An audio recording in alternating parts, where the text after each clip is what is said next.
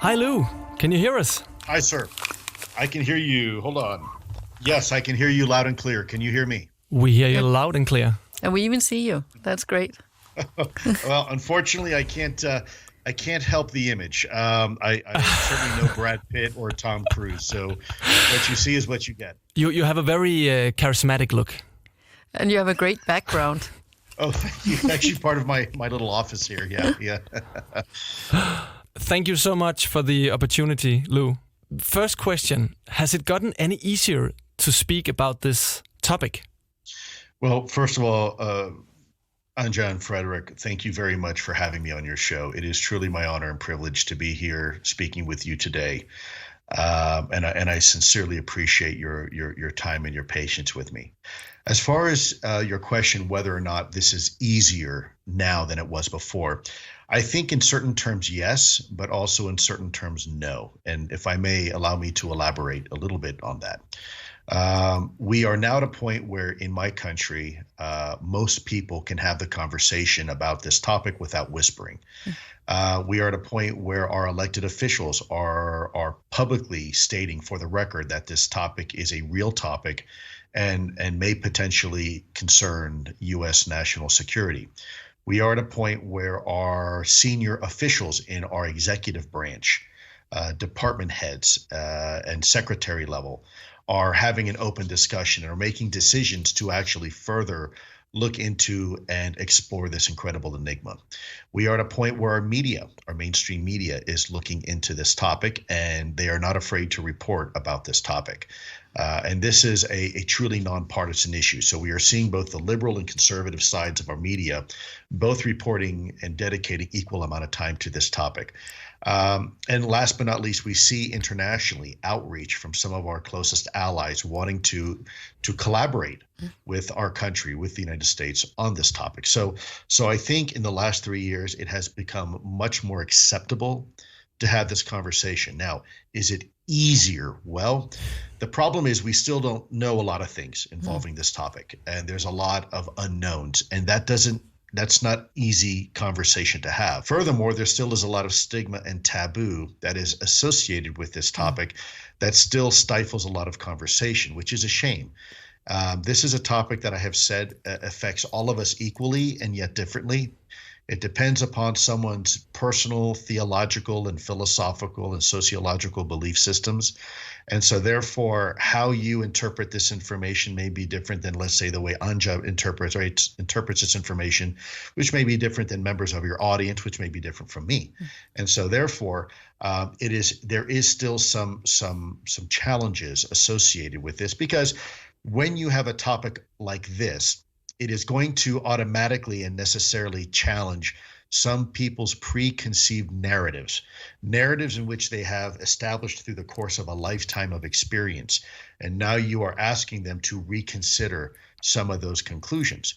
That is a very difficult task. As a species, we don't like to do that. We tend to own our narrative. And when faced with the decision to change our narrative based upon new facts, more times than not, we rather conform the facts to comport to our own opinions and preconceived narratives. And that's human nature. That's nothing. It's not necessarily good or bad.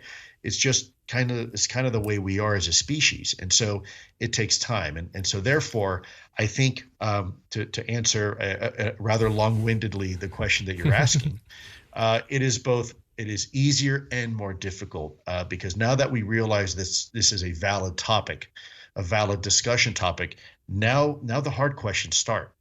Exactly. Yeah. Exactly. And well put.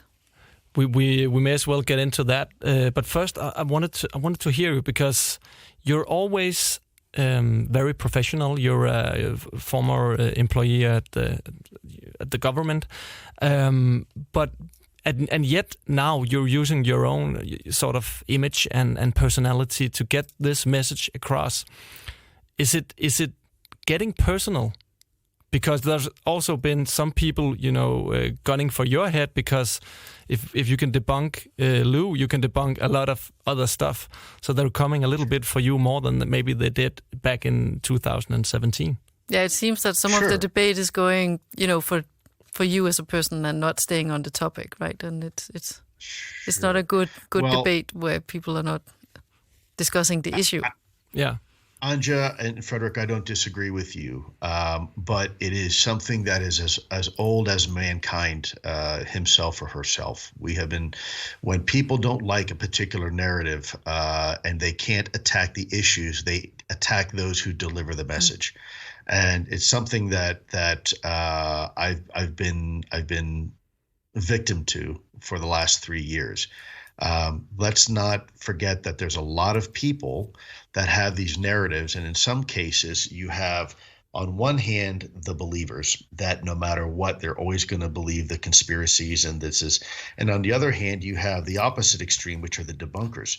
But in reality, they're one and the same. They're just on opposite ends of the spectrum. Both are so married to their narrative, they are unwilling to approach this objectively. And as a result, whatever I say, if it doesn't comport to their preconceived narrative, or worse, it challenges perhaps a little cottage industry that they have established for themselves, selling a narrative for money, then I'm going to be perceived as the enemy, and they will do everything they can to preserve their equity, and that includes attacking me. I'm okay with that. I think people are smarter. They see through that. In one case recently, there was a video of an amateur production that was put out by somebody who doesn't like me very much. And they very cleverly took my attorney's words, and the way they edited the interview, it came across as if myself and one of my colleagues, Chris Mellon, believed in a certain thing, when in reality, they edited the video, and the actual discussion was involving the military industrial base. But the way it was edited very cleverly for the audience to think that this is a discussion that Chris Mellon and I had, when we did not. So these are the games that come with the territory. Fortunately, the people that make these small productions don't really have any real influence anywhere. Most people, I think, look at that and realize there are charlatans out there. There are people out there that are trying to take advantage of a situation. I'm the first one to tell you that we don't have all the answers. And that's uncomfortable for some people, because people expect, if you ran a program for 10 years or 8 years, that I'm expected to have answers. And well, I do have some answers, but we have more questions than answers, and I'm okay with that. I think this is a conversation that involves all of us. The personal attacks have been very difficult on my family and myself. That is true. But if the cost of this conversation and getting humanity involved are continued personal attacks on me, then I'm willing to accept that. Our species has never really treated well those who try to rush history, and that's just the way it goes. And so I recognize that. I wish that wasn't the case, but it is.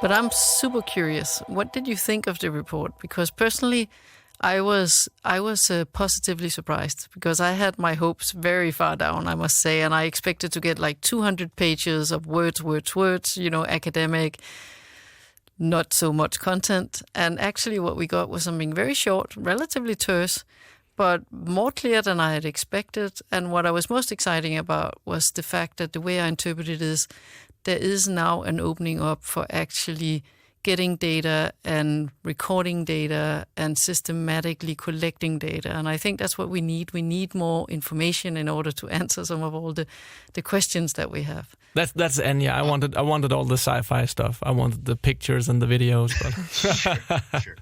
Well, Anja, I agree with you. The report was historic, and not only the report, but what followed the report, which was within hours a memorandum coming down from the Deputy Secretary of Defense establishing a new strategic plan to tackle this topic. So it was historic. But people forget that this was an unclassified report based upon a much more comprehensive classified report, about 10 times in length. And let's do a little bit of scientific dissection, shall we, of this report. Yeah. This was a report that was roughly 8 or so pages.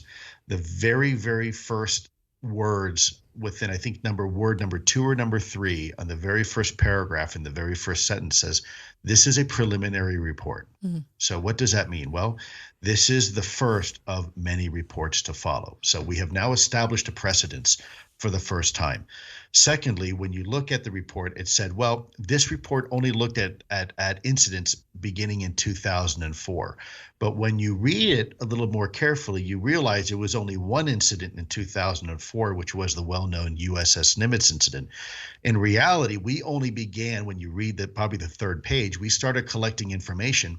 Most of these, of the 144 incidents, for the last year and a half since 2019, and mostly from the Navy, right? So you now have 144 incidents. Only one was able to have an answer or a solution, and all these incidents occurred in the last year and a half alone, only involving Navy equities. And furthermore, it says in there that the majority of reports go unreported because of stigma and taboo. So if we were to make just a rough assessment, let's say only 10%, which I think is very optimistic, only 10% of the reports were actually reported in this report. Well, if you do the math, that's over 1,000, almost 1,500 incidents in the last year and a half alone, only involving the Navy, not the Army, not the Air Force, and not NASA, I noticed. I mean, I was so surprised. NASA, not the FAA, not our international friends and colleagues, not NATO. So I think it's very easy to be dismissive of the report, but I look at things with my background being a former intelligence officer. To me, words are very important. Words are very deliberate. Yeah. And if that is in the unclassified report, imagine the reality of what the classified report says. Furthermore, I know through my experience, there are very, very, very compelling incidents. Some that the report and the task force never even were able to have access to. I'm not going to go into details how I know that, but the bottom line is that there's a lot of data that is occurring, and it's occurring routinely and regularly. I think your audience would be absolutely blown away if they knew how recent some of these incidents are occurring, and they were not even included into the report, and they are extremely compelling. So that's what I have to say about the report. It's historic, it's significant, and words mean something. We did a complete breakdown of the report with the former fighter pilot Søren Sørensen and the head of Air Warfare Center at the Royal Danish Defence College, Carsten Marup, Commander Carsten Marup. And they were also very compelled by the report, and they've actually been very public about it here in Denmark. And Carsten Marup, he kind of asks in the same vein here that from a number of other interviews, it appears you have knowledge of UAPs moving in ways that are unpredictable and quite frankly very different from any known technology, i.e. rapid descent from very high altitudes, abrupt flight patterns, and sudden change of direction. Do you know if any of these incidents are documented by 2 or more sensors at the same time, ruling out systems failures? Absolutely, 100%. That is correct. We have information that substantiates, validates, and verifies the information collected by another sensor unit. That is correct. Yeah. So I think for him it's just to be completely clear about that, because for a guy like that, that's the main issue. Sure. Yeah, because another thing we were discussing is that the instrument that the Navy has, they're somehow designed to pick up certain things, right? Because you have an idea what you want to measure. You want to measure the Russians or the Chinese or whoever you think your enemy is. So we're thinking if you have completely unpredicted movement, the instruments might actually, in many occasions, not pick it up just because they assume that it's actually not real, because they're programmed to only see what we expect to see. So I'm thinking if they're going to start measuring, they're going to put up more instruments, and they're actually prepared to measure. My expectation is they'll measure things that we haven't seen yet, that because the instruments were designed for certain things, and then you only see what they were designed for. That's correct. There is legacy data that exists that remains hidden because, for example, a radar system is designed to look at a very narrow boundary of performance, also within a narrow boundary of the sky. And so it uses electromagnetic radiation and the reflection of that back to a point, and then you can tell what something is. There is radar data out there that if something is moving too fast, it automatically presumes it's a glitch in the system, and so it ignores the data. And so you could have multiple radar arrays all picking up the same object that is traversing the sky, but because it's moving too fast or it's performing in a way that is not acceptable by our definition of aerodynamics, the radar is trained to ignore the data. And so the radar operators may not even be aware of that data, right? And so now the key is, how do we go back to that archived information, pull that data that exists, that is resident on some of these systems, and then begin to, look at this and say, oh, actually, you know what? There was an object there. And that object was picked up by 5 different radars across 2 different states in rapid succession. But because each radar wasn't talking to the other, it rejected the data. Another question that Carsten has is the interesting paragraph. There's a lot, but there is one that caught his attention. It's the UAP apparently being able to change their signature, whatever that sort of means. Is that something that you can elaborate on? Well, sure. Look, signature data is very important. You can learn a lot of things by not necessarily observing the object directly, but its effects on the environment. A signature is very much like a fingerprint, and a fingerprint is very specific to all human beings. Well, signatures are the same way. There are very key subtleties with even, for example, ships at sea, that if you have the right equipment, because of a particular signature from a particular type boat, you can actually track that boat around the world, that very boat, because there's a specific fingerprint associated with that boat. Maybe it's an acoustic signature, maybe it's a visual signature, maybe it's electromagnetic signature. So signatures are very important. And when you have an object that is, let me give you an example. So here's an aircraft, and Anja, I'm sure you can appreciate this. Yeah. If this is an aircraft flying in the sky, the faster I go, the more the friction coefficient becomes something that I have to contend with. So you have recognized signatures. First one might be heat ablation and friction off the nose and off the leading edges of the aircraft. Another one might be atmospheric ionization, the stripping of the electrons from the atmosphere, and you can measure that. Another one might be an acoustic signature, such as a sonic boom as you're breaking the sound barrier. And then another signature may be a contrail, a visual contrail coming out of the back as the superheated air begins to condense and form a cloud, right? That's really what a contrail is. So you can tell if you see 2 contrails in the sky, chances are that aircraft has 2 engines, right? Chances are if you hear a sonic boom, that aircraft is now breaking the sound barrier. So there's things that you can deduce by signature. And I got to be careful what I say, because I can't get too sensitive here, because countries invest a lot of money into signature collection. But what I can say at the unclassified level is that a lot of these things we're seeing don't have the normal signatures that we would typically associate with technology that is something that we would build.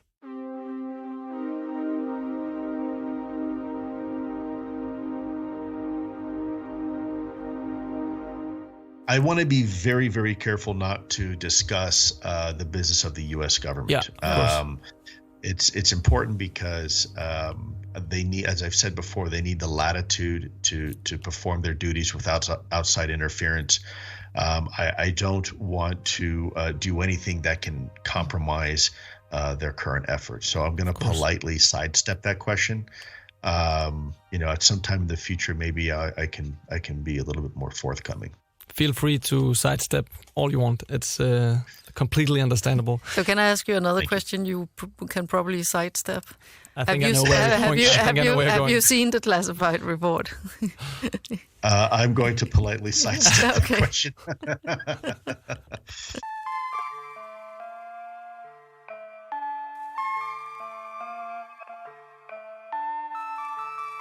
I've said this before, but I think it's important.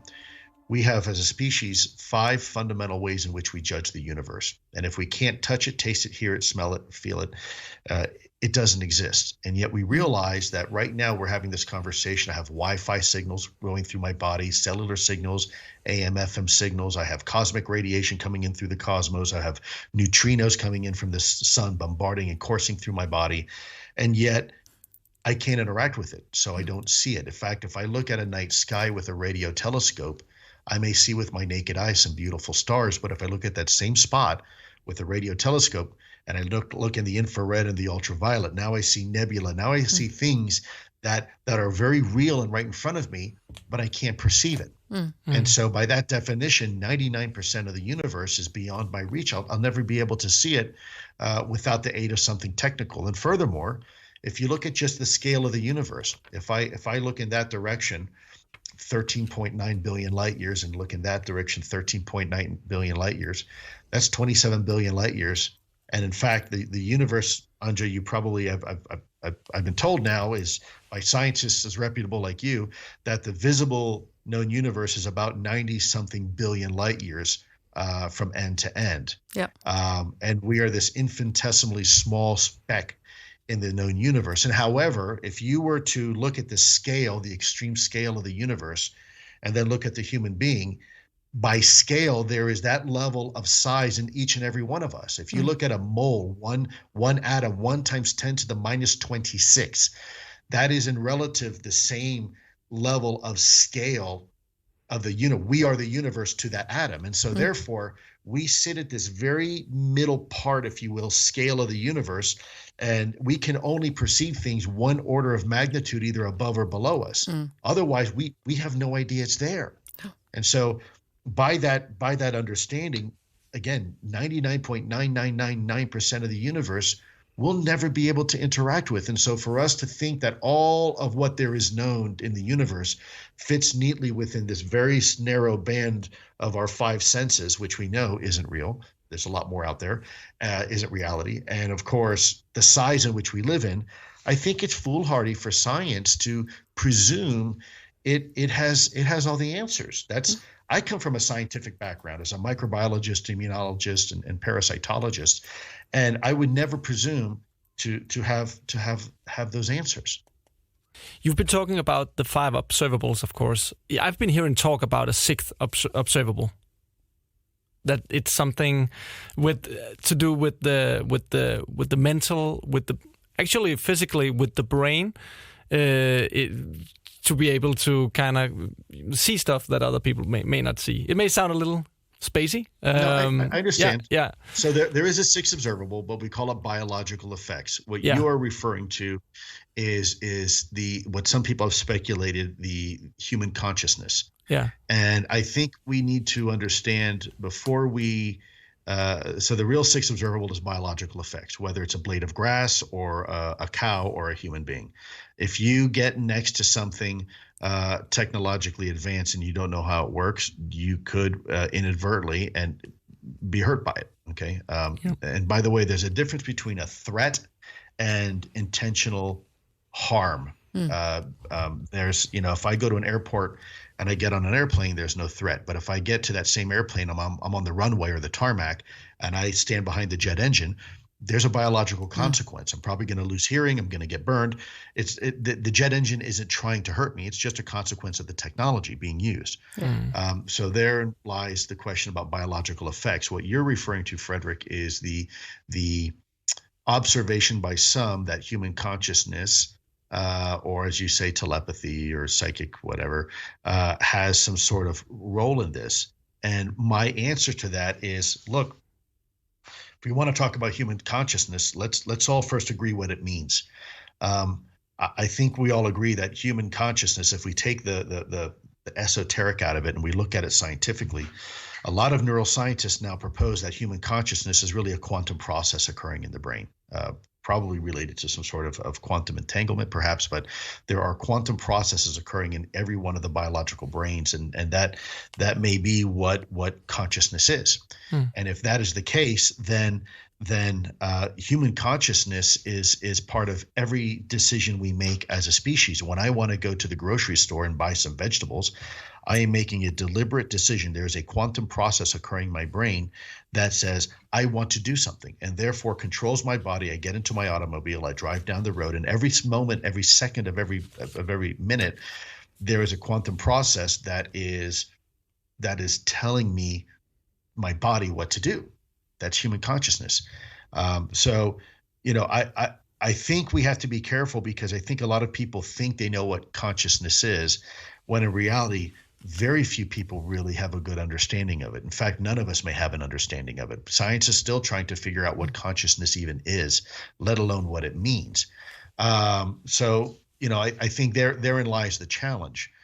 Because if you ask anybody on the street what consciousness is, most people can't really tell you or explain it very well. And those that can, well, probably that definition will be a little bit different than somebody else's definition. So it's a little bit like trying to explain what God is. Everybody's going to have a little bit different explanation to what that means.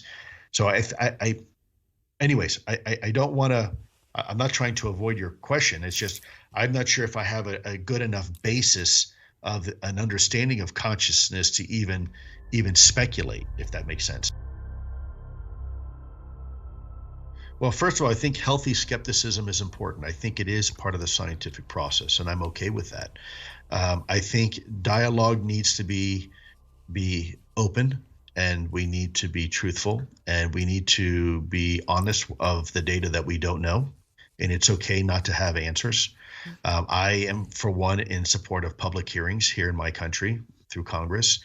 Let the American people know what they paid for. They paid $22 million to have answers. We have answers. We have some answers. We have some observations. Why not provide that to the people? Ultimately here, it is incumbent upon our government in this country to serve the people, not the other way around.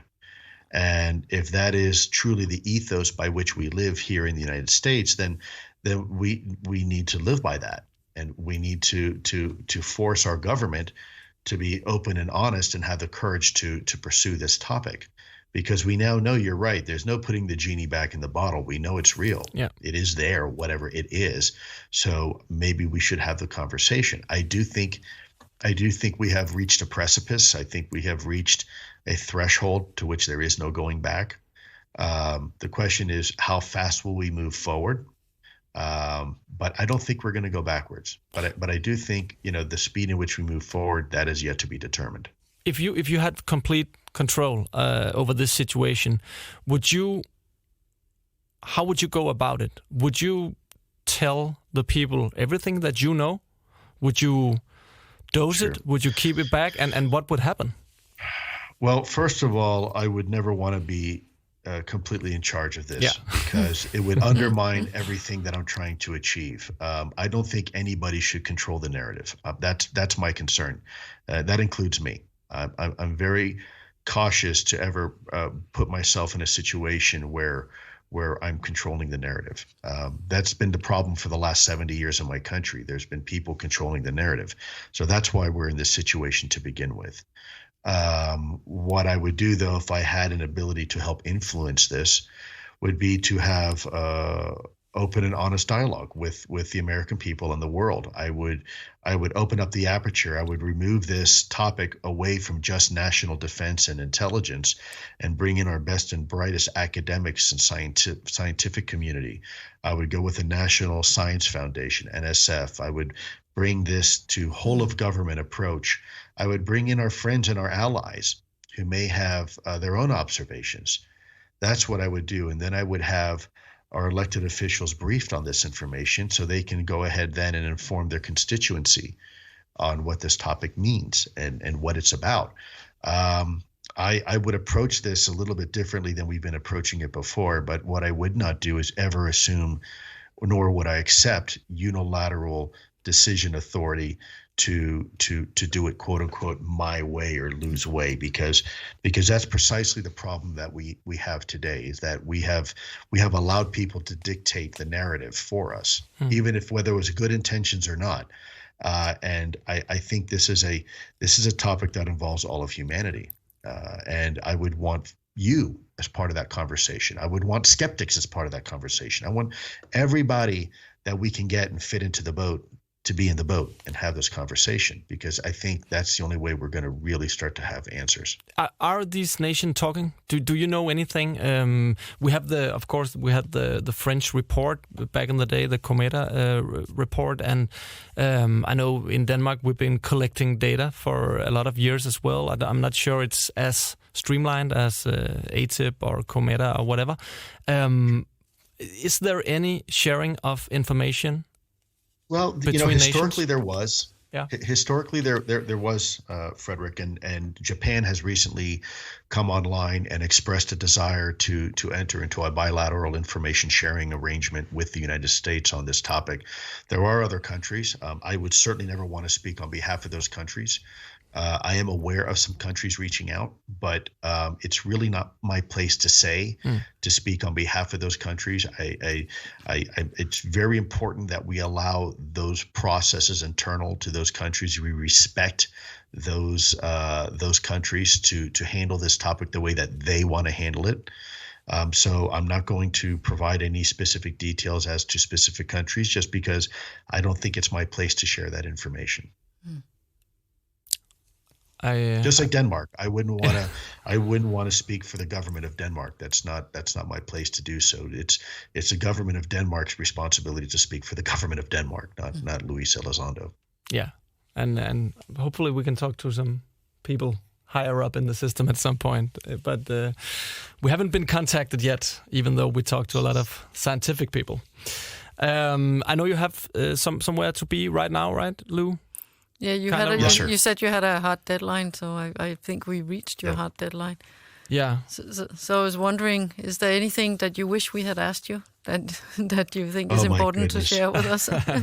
It would be my honor and privilege, and I'm sure that of my wife, if we come out to see you folks, spend some time and get some coffee together. I would love a chance to meet you in person. It would be an honor. Great honor. Yeah.